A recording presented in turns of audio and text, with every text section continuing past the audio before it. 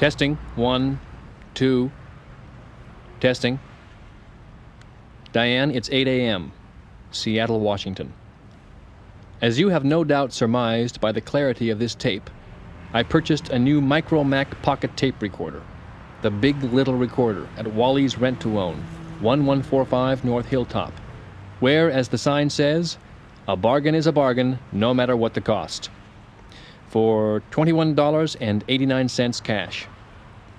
I decided to pass on the rent-to-own option, Diane. Leasing may be the fast track to an appearance of affluence, but equity will keep you warm at night. I have no doubt that this new model will prove to be an extremely useful tool in the investigatory process, where the most fleeting insight can be lost if your hardware isn't as solid as you're thinking. I have 2 stops to make, Diane.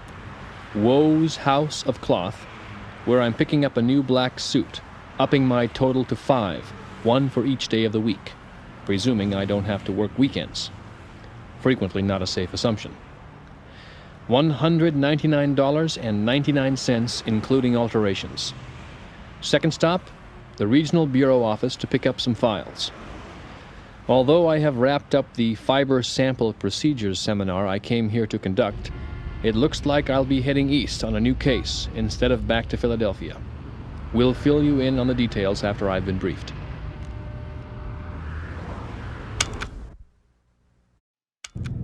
Diane, airborne, at what the pilot unintelligibly assures us is 17,000 feet.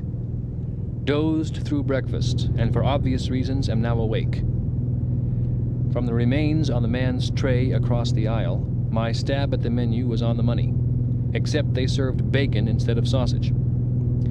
Should be on the ground in 30 minutes, which will be about the time I empty my thermos, although the pilot did mention something about a storm front up ahead. Of course, statistically, when encountering weather aloft, the odds are in your favor in a smaller plane.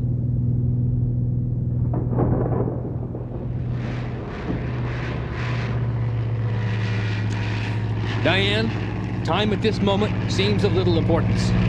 If by chance we should not pass through this incredible maelstrom, you will find instructions for the disposition of my worldly goods and my remains, should there be any, filed under things to come.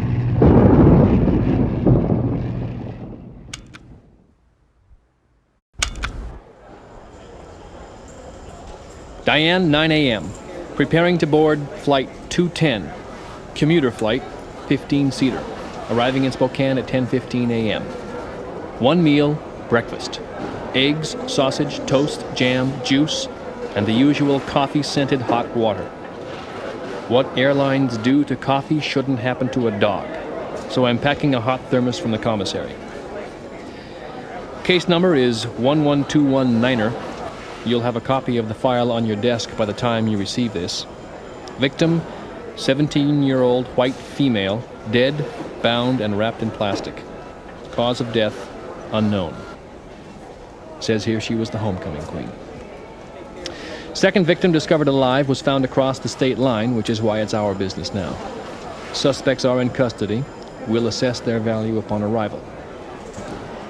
Diane, I understand the air is so clear out where I'm going that you can see across 2 states when it's not raining, which is most of the time. So I've packed a pair of the businessman's friend. Totes for the feet. I've been scanning active files for the region. Note possible correlation to a murder last year of one Teresa Banks in the southwest corner of the state. Had all the trappings of a serial killing, except for one, a second body. Maybe this is it. Teresa Banks died a year ago, almost to the day. Diane, 10:30 a.m. Back on solid ground. I should say solid asphalt. I'm on my hands and knees in the parking lot of the branch office in Spokane. I'm picking up a bureau car. No, I'm all right. Just thankful to be alive. Looks like I'll be heading out Highway 2 due east. I've got about 2 hours of driving ahead of me that'll include lunch, 1 pit stop, and 2 cups of coffee, unless I refill my thermos. And Diane, For the last 15 miles, I'm supposed to look out for deer on the highway. Man, wouldn't that be something?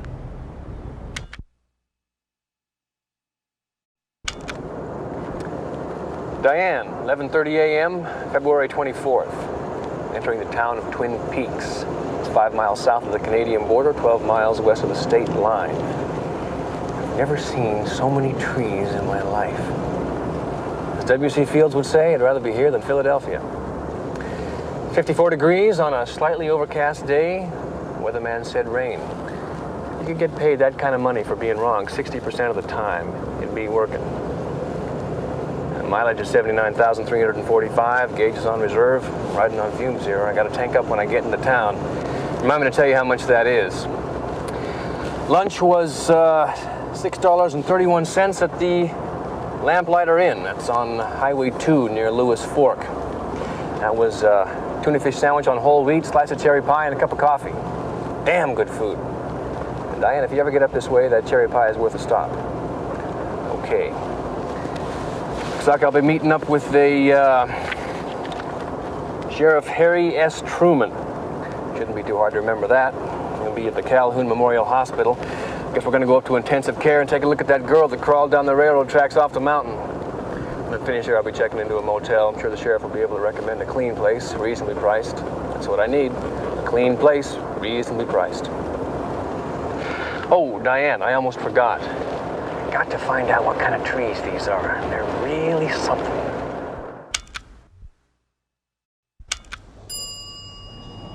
Diane, 3:10 p.m. Walking out of the elevator on the second floor of Calhoun Memorial Hospital, Twin Peaks. And if I'm not mistaken, the man approaching me wearing the gun will be Sheriff Harry S. Truman.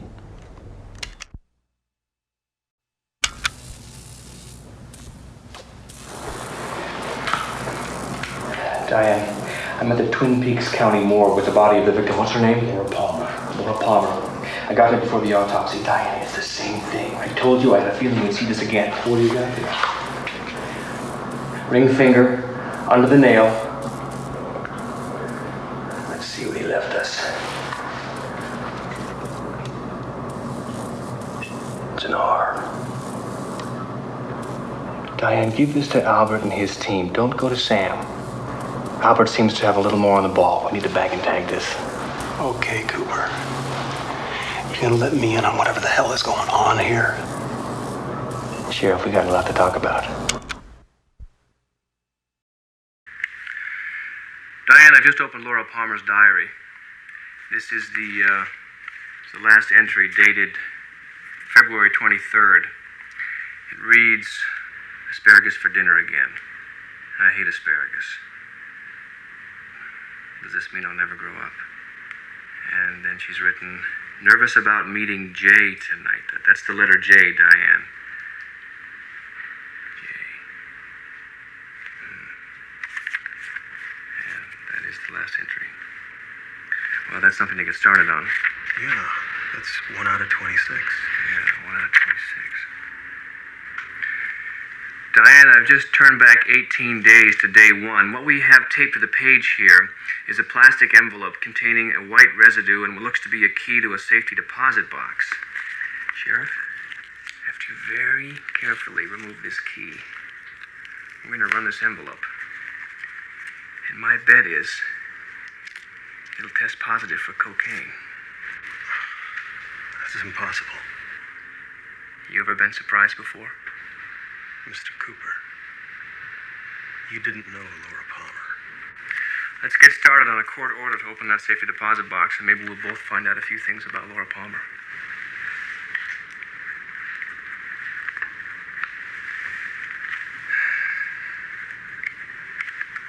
Diane, I'm holding in my hand a small box of chocolate bunnies.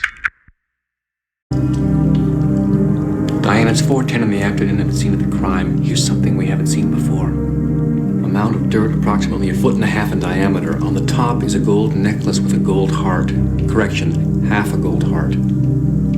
At the base of the mound of dirt is a torn piece of newsprint written with the words, which appear to be in blood, "Fire, walk with me."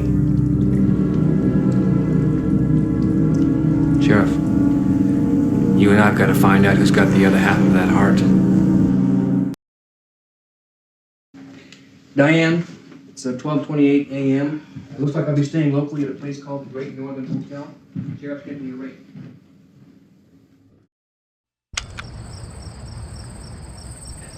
Diane, 9:30 p.m. Night has fallen hard in Twin Peaks. You're not going to believe this, but I'm actually looking at the Milky Way, which I can't recall seeing before in quite this extraordinary way. The night is painted with stars. I've just finished addressing the local citizenry on the need for caution and pulling together at a time like this.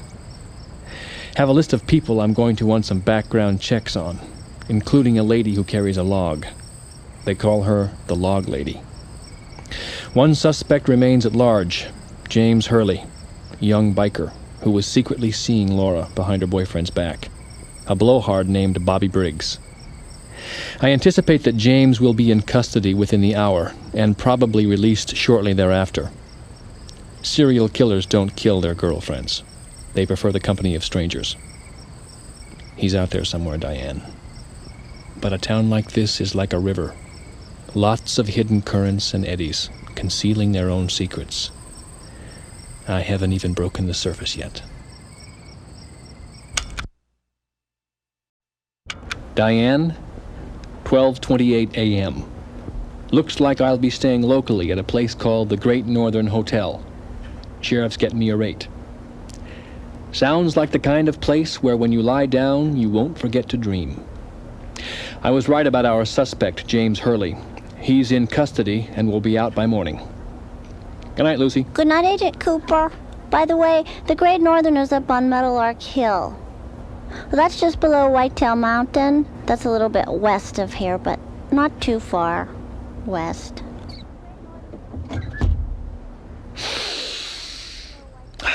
Diane, if you could bottle this air, people would line up around the block, cash in hand. Somebody, although probably not me, could make a fortune. But isn't that always the way? Diane, 6:18 a.m., room 315. Great Northern Hotel up here in Twin Peaks. Slept pretty well. Non-smoking room, there's no tobacco smell. It's a nice consideration for the business traveler. A hint of Douglas fir needles in the air. As Sheriff Truman indicated they would, everything this hotel promised, they've delivered. Clean, reasonably priced accommodations. Telephone works, bathroom in really tip-top shape, no drips, plenty of hot water, and good steady pressure that could be a side benefit of the waterfall outside my window. Mattress firm, but not too firm, and no lumps, like that time I told you about down in El Paso. What a nightmare that was. But of course you've heard me tell that story once or twice, haven't you, Diane? Haven't tried the television set yet. Looks like cable, probably no reception problems. But the true test of any hotel, as you well know, Diane, is that morning cup of coffee, which I'll be getting back to you about within a half hour.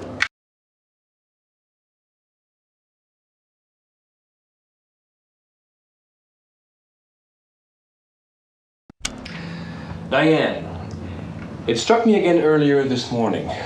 There are two things that continue to trouble me, and I'm speaking now not only as an agent of the Bureau, but also as a human being. What really went on between Marilyn Monroe and the Kennedys? And who really pulled the trigger on JFK?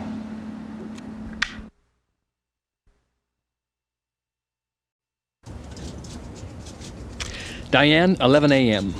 We've just released James Hurley into the custody of his uncle, Big Ed Hurley, owner of Big Ed's gas farm. James was with Laura Palmer approximately 2 hours before she died and knows more than he's saying. But who couldn't you say that about in the final analysis? One more thing, Diane. Yesterday, a large group of Norwegians simultaneously checked out of the Great Northern Hotel. This is either a strange example of the herding instinct exhibited by animals like the common lemming of their native tundra, or something scared them off.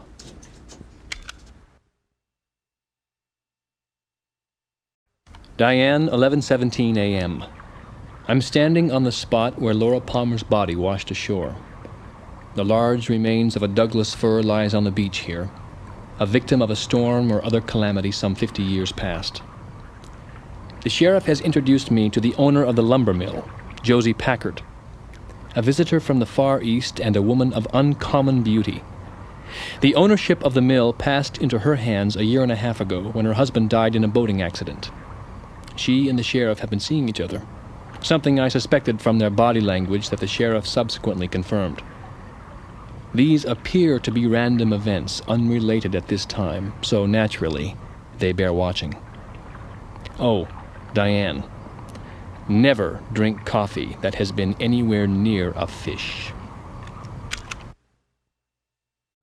Diane, 7 p.m., the Double R Diner. This must be where pies go when they die. Diane, tomorrow I'll take Harry and the gang on a rock-throwing trip to Tibet. But first, another piece of this heavenly pie. Diane, 11:30 p.m., Great Northern Hotel, room 315. Events converge. The theory of concentric thinking. There may, in fact, be no such thing as coincidence. While generally a man missing a limb is not in and of itself strange for a hospital, Deputy Hawk reports seeing a one-armed man outside of intensive care. A note, 5x7 envelope, cream-colored, and scented with an expensively priced perfume, was slipped underneath my door. It said, "Jack with one eye." Now to sleep, perchance to dream.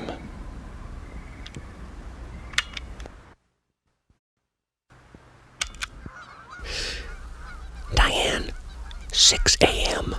Please add the following sound to my master tape labeled Sounds. Canadian geese, Diane. Oh! I think I've been spotted.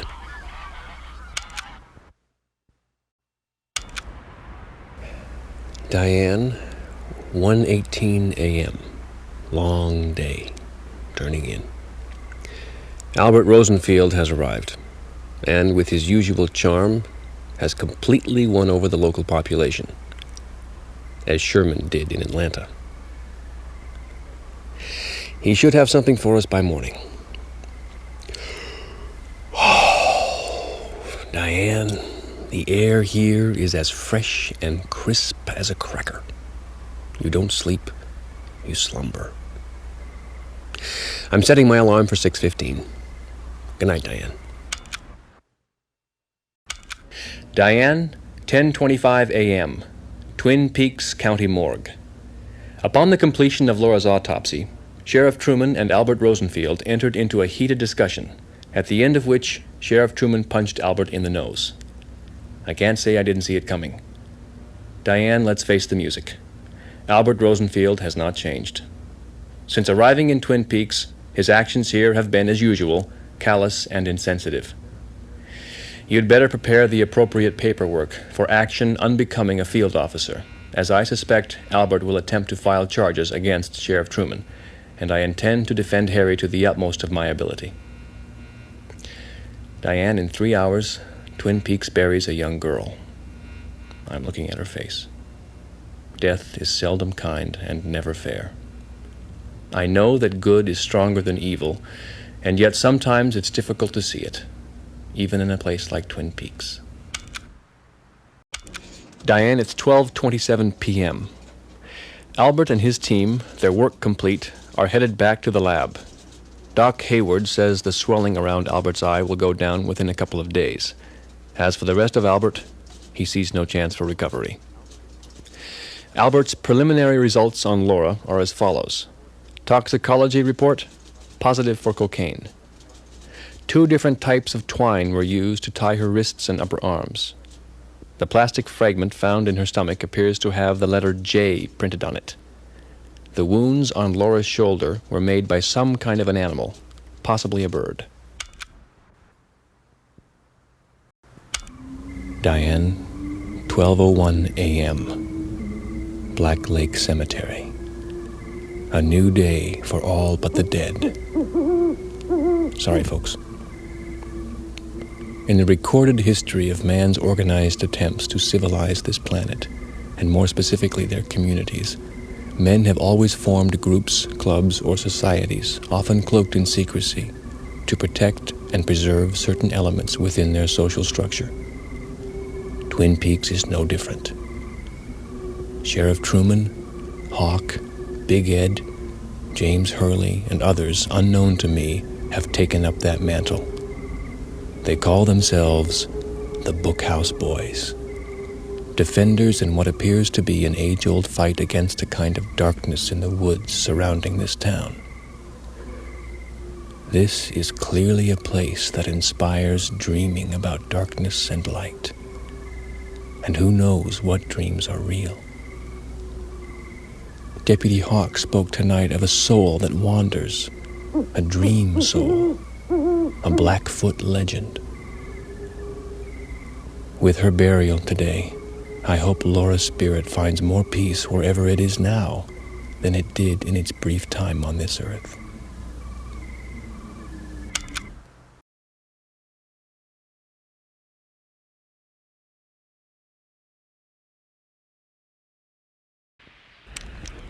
Diane, sunrise. Slept badly. Something I thought wasn't possible to do here. A face of a young girl seemed to haunt me all night. I'm not sure who, living or dead. I also discovered the source of the perfume on the note slipped under my door. It belongs to Audrey Horne. She wants to play detective. Let me rephrase that. She wants to help with the investigation. I'm sure it's all just a young girl's romantic fantasy to her. She's 18, by the way, last August 24th. I must remain alert and cautious in this area, Diane. She clearly doesn't understand the dangers involved, both physical and emotional. Diane, 1 p.m. In the motel room of a Philip M. Gerard, the one-armed man, a traveling salesman, shoes, middle name Mike, as in my dream. The killer in my dream was named Bob. Mr. Gerard has a friend named Bob Lydecker, a veterinarian who works above a convenience store. He is currently a coma patient in Calhoun Memorial, Gerard's reason for visits. Extrapolating from my dream, I believe we will find that whoever owned the bird that attacked Laura Palmer took that bird to the Lydecker clinic, and perhaps bought the twine used to bind Laura's wrists in the store downstairs. Diane, 3 p.m., just back from the Lydecker clinic.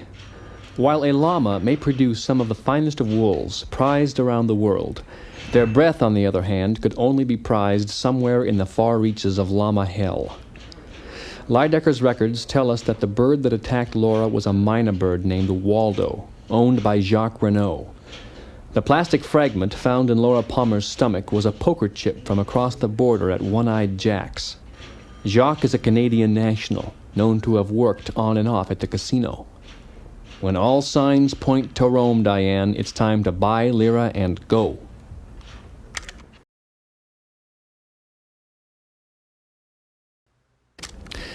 Diane, 11:19 p.m., Jacques Renault's apartment. We know that Laura had sex with 3 men the night she died. Jacques Renault is suspect number 1. We just found Leo Johnson's blood-stained shirt here in Jacques' apartment. Leo is suddenly the front-runner for suspect number 2. I've got a strong hunch, however, that the blood on Leo's shirt will prove not to be Laura's. Now, Leo's a trucker, Jacques a Canadian. A good keystone combination for the movement of drugs across the border. And Laura, as we know, had a habit. Probably more than one.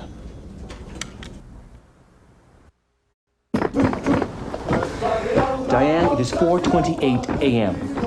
I have just been woken up by the most god-awful racket, which you can probably hear over the sound of my voice. Can you hear that? Up until this moment, I've experienced nothing at the Great Northern Hotel but the most pleasant, courteous service imaginable. However, it just goes to prove the point that once a traveler leaves his home, he loses almost 100% of his ability to control his environment. Diane, I was wondering if you could overnight express to me 2 pair of those ear pillow silicone earplugs which I used on my last trip to New York. Naturally, I didn't bring them with me on this trip because I didn't feel it would be necessary. However,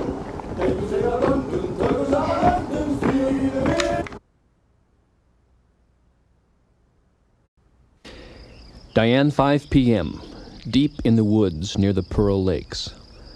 The log lady directed us to a cabin further up the ridge from hers, owned by Jacques Renault, where we found the bird Waldo, several bloodstains that I assume this time will be a match to Laura Palmer, a camera used in producing the photographs of the girls found in Flesh World magazine, a broken poker chip from One-Eyed Jack's, and finally a ball of Finley's fine twine that should match the fibers found in her wrists. We've put out an APB. At this time, Jacques is still at large, as is Leo Johnson. Diane, it's Agent Cooper here, a believer in facts.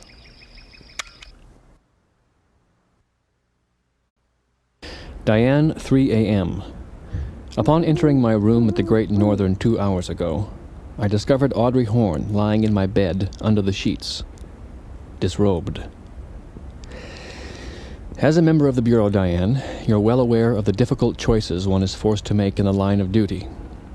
Miss Horne is a young, beautiful, and vulnerable woman of 18, in need of friendship and understanding. We ordered up a couple of malts and some fries from room service and chatted for over an hour. Diane, 1 p.m. Note the following. Harry S. Truman is not just infatuated, he's fixated with mill owner Josie Packard. There's a mysterious quality about her, an unsolved mystery, spelled D-A-N-G-E-R. Run a check on Mrs. Packard, widow of Andrew, maiden name unknown, Chinese national, immigrating here via Hong Kong 6 years ago. I'm fond of Harry Truman. The thought that he may be in over his head is troubling to me. Here's hoping I'm way off the mark. Diane, continuing with notes from observations of the physical relationships within the closed confines of the station house, Lucy, the receptionist, is sending out signals that she is, 1, very upset with Deputy Andy Brennan, and 2, very pregnant. Diane, what you are about to hear is deeply disturbing.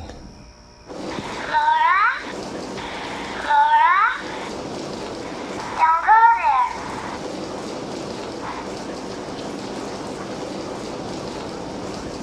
Hurting me. Hurting me. Stop it. Stop it. Stop it. Liam, no. Liam, no.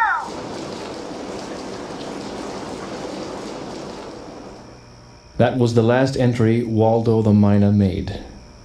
A bullet entering from outside the station ended his shiny-eyed, beaked, and feathered life. Deputy Hawk gave chase, but was unable to apprehend Waldo's killer. It is possible that whoever assassinated Waldo is the killer of Laura Palmer.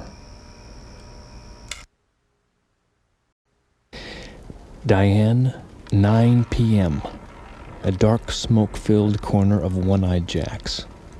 The madam of the house is a spider woman who calls herself Blackie. I must admit, Diane, that I have a strong attraction to this vice called gambling. I'm carrying the Bureau's money, and will be utilizing certain techniques of concentration which have never failed to return a profit of at least 10% on the dollar. That should just about cover the losses I expect Big Ed will suffer at what I guess is a loaded roulette table. Roulette, Diane, is a sucker's game. The proper receipts and paperwork will of course be returned after a full accounting of any losses or gains. As is usual, any profits that do accumulate will be forwarded to some worthy charity. Diane, if I'm not mistaken, the large, fleshy, dirigible-shaped card dealer taking a seat behind the blackjack table is Jacques Renault.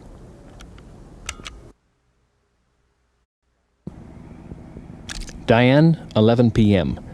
Leaving One-Eyed Jack's. Jacques Renault is hooked and will be reeled in by Sheriff Truman and his men as soon as we get him back stateside. The truth of what happened that night at Jacques' cabin is as ugly as one could imagine. The broken chip, the bird, all of it. There's a feeling of death in the air, Diane. I can't explain it, but it's as tangible as the air I'm breathing. Maybe it's the evil that Harry talked about. Something is dark and primitive in these ancient woods. I'd like to be stretched out in front of a warm fire somewhere. No such luck.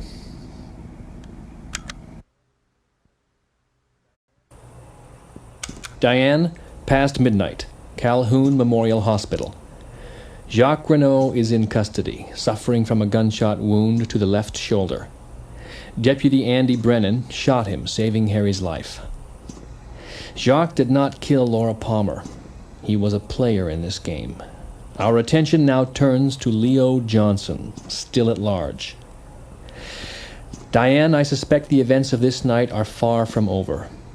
Dr. Lawrence Jacoby is resting in intensive care, suffering from a heart attack and/or physical assault. Possible relationship to this case? Unknown, except for one item. 2 hours ago, Dr. Jacoby claims to have seen Laura Palmer alive. Diane, please also note that James Hurley has been arrested for possession of cocaine found in the gas tank of his bike. The informant leading to this arrest was apparently Leo Johnson. I believe I need a large cup of hot, strong coffee. Diane, 4:37 a.m. After a long investigative night returning to my room at the Great Northern, we have one suspect in custody, and Leo Johnson, the man I believe is responsible for Laura's death, won't be able to escape the dragnet we've thrown up for him much longer. As you can hear from the ambient sound around me, and I notice with some relief that the Icelandic group staying on my floor have either checked or passed out. I may not need the pillow earplugs, which I did receive today, Diane, although I suspect I may put them to use as a purely precautionary measure. I ordered some hot milk from room service. Here's hoping that does the job, and I'll be able to catch a few hours of quality sack time. 24-hour room service must be one of the premier achievements of modern civilization.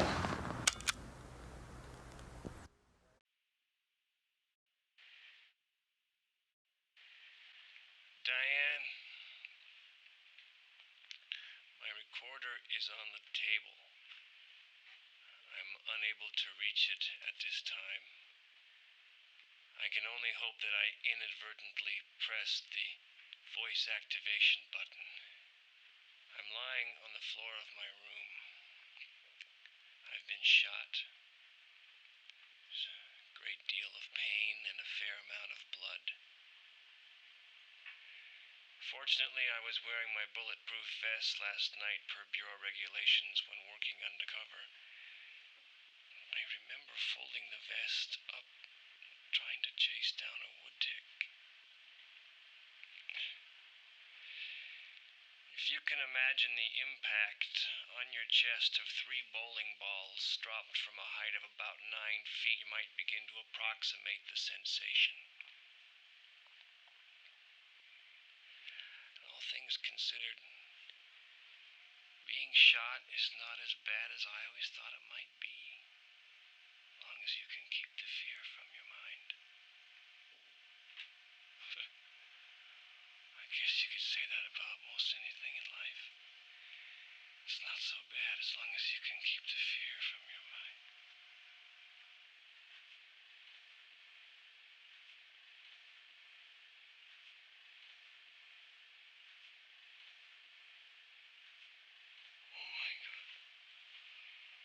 is gone.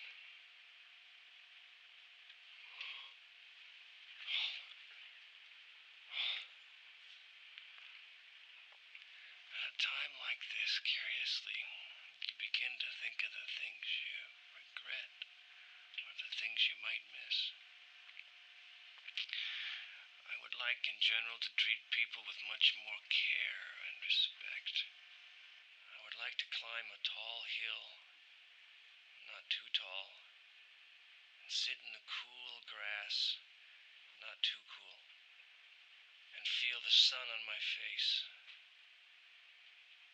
I wish I could have cracked the Lindbergh kidnapping case. I would very much like to make love to a beautiful woman who I had genuine affection for. And, of course, it goes without saying that I would like to visit Tibet. I wish they could get their country back and the Dalai Lama could return. Oh, I would like that very much. All in all, a very interesting experience. Diane, 9:15 a.m., Calhoun Memorial. Doc Hayward says I can expect to live a full, normal life, which should be a new experience in and of itself. If one could buy stock in the medical supply business in Twin Peaks, Diane, this would be a good time to jump in. To summarize briefly, Leo Johnson checked in at approximately 5 a.m., suffering a single gunshot wound to the upper chest. Condition critical. Jacques Renault apparently checked out a short time later, due to murder. Pete Martell is suffering from second-degree burns and smoke inhalation, as is Shelley Johnson, suffered at the Packard Mill, which had a large fire last night. Catherine Martell is reported missing, possibly a victim of the fire. Also missing is Josie Packard. Is there something more than coincidence at work here? And Big Ed's wife, Nadine, is in serious condition. An attempted suicide. Pills, I believe. Diane, have you ever had one of those days? One other thought, Diane. Have you ever known any really tall men? Diane just received the back issues of Flesh World. Good work. It's nice to see some cooperation with the law, especially from a company that preys on human weaknesses. Diane, ouch! The process of healing depends as much on clear, focused thought as a good, stiff antibiotic. Ouch! In the highest regions of the Himalayas, generations of Tibetan people have healed themselves through the power of the mind and the rigor of certain physical exercises. Ouch! I think I'm on the verge of a breakthrough. Ouch!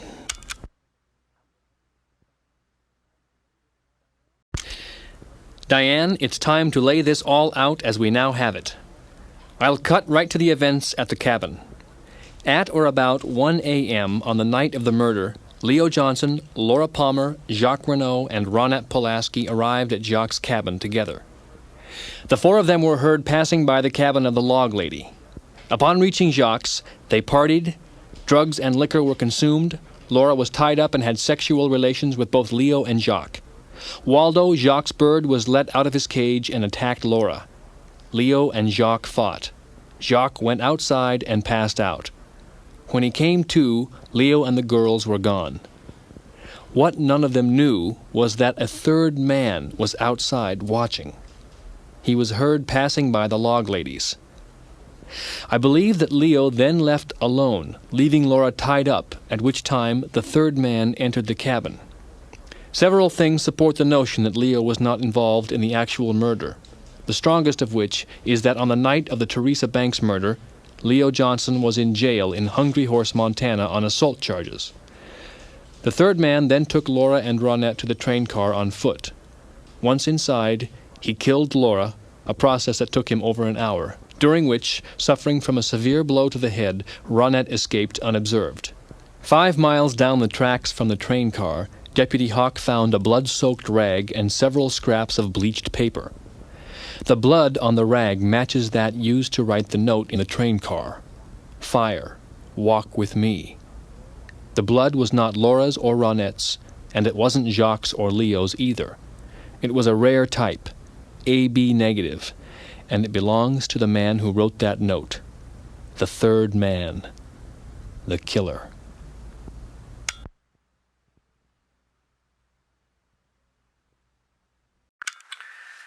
Diane, it's 11:55 p.m., approximately 19 hours since the shooting incident which nearly caused me to make a premature purchase of the proverbial farm. I'm dog-tired. A man can only go so long without submitting to a period of rest. For as we know from experiments conducted on American GIs during the Korean War, sleep deprivation is a one-way ticket to temporary psychosis. And I'm working on a 3-day jag. I got so goofy last night, Diane, lying here wondering whether I was going to live or die, that I thought I saw a giant in my room. Well, perhaps that's a story I'll save for another time. This is me, Dale, room 315 at the Great Northern Hotel, signing off.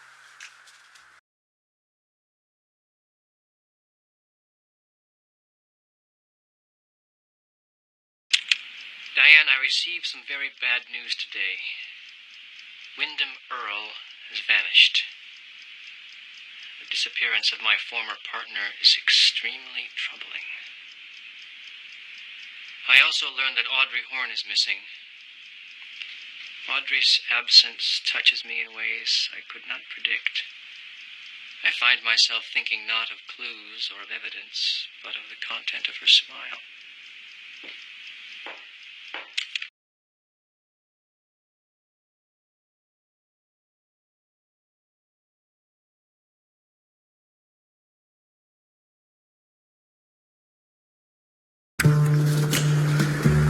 And 6:42 a.m. Rough sleep. I dreamt I was eating a large, tasteless gumdrop. I awoke to realize I was aggressively munching on one of my air pillow silicone earplugs. Hence the tastelessness. Perhaps I should keep a closer eye on my after-dinner coffee consumption. Persistent soreness in the rib area, which I am treating each morning with 15 extra minutes of yogic discipline. After which, thankfully, the pain retreats to a cul-de-sac in a distant suburb of my conscious mind. I'm going to begin today with a headstand.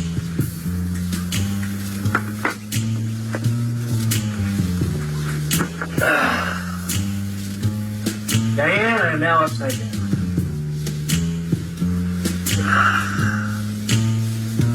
Mind becoming porous. Today's tasks coming into focus. Objects growing clearer.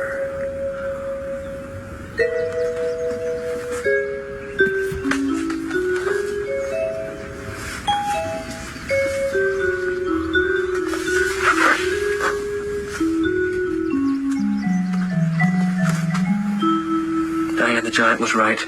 I did forget something. Diane, I'm holding in my hand a nationally distributed newspaper. My opening move responding to Wyndham Earl's opening move was printed in the personal columns per my instructions. But I've already received his response to this. Yesterday. He anticipated my response to his opening move perfectly. He's totally with me, Diane. I wonder where he is. What he's planning. Meanwhile, I've spent the past 2 days without badge and gun the best way I know how, occupying both body and spirit. Looked into some real estate, what the local agent charitably refers to as a fixer-upper. Nonetheless, it's the kind of place where a man might make a home, raise a family, which is something, in spite of my past, I still hope I'm able to do.